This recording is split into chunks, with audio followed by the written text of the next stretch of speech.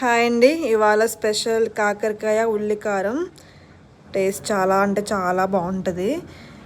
First ఎలా అంటే పప్పు దినుసులు నేను చూపించినవన్నీ కొంచెం బాగా వేపుకుని పక్కన ఉంచుకోవాలి. నేను ధనియాలు, శనగపప్పు, మినప్పప్పు తీసుకున్నాను, వెల్లుల్లిపాయలు.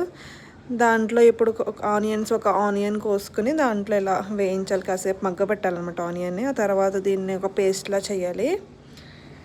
తర్వాత ఉప్పు, కొంచెం కారం వేసుకుని మళ్ళీ ఇంకొకసారి తిప్పుకోవాలి. సో ఈ మిశ్రమం రెడీ చేసుకున్నాక దీన్ని అలా పక్కన ఉంచుకొని ఇప్పుడు కాకరకాయని రౌండ్గా కోసుకుని దాని లోపల ఉన్న అది తీసేయాలి, గింజలు తీసేయాలి. ఎందుకంటే మనం ఫిల్లింగ్ చేస్తాం, స్టఫ్ పెడతాం అన్నమాట దానికి. సో ఇలా కోసేసుకుని దాన్ని ఒక్కసారి కొంచెం ఆయిల్ వేసుకుని దాంట్లో మగ్గపెట్టాలి. మరీ బాగా అవసరం లేదు, మళ్ళీ మనం ఎట్లానూ కర్రీ వండుతాం కాబట్టి కొంచెం మగ్గపెట్టి వాటికి ఎట్లా ఫిల్లింగ్ చేసి వాటిని ఆయిల్లో వేసి ఇంకా మగ్గబెట్టుకోవడమే అనమాట.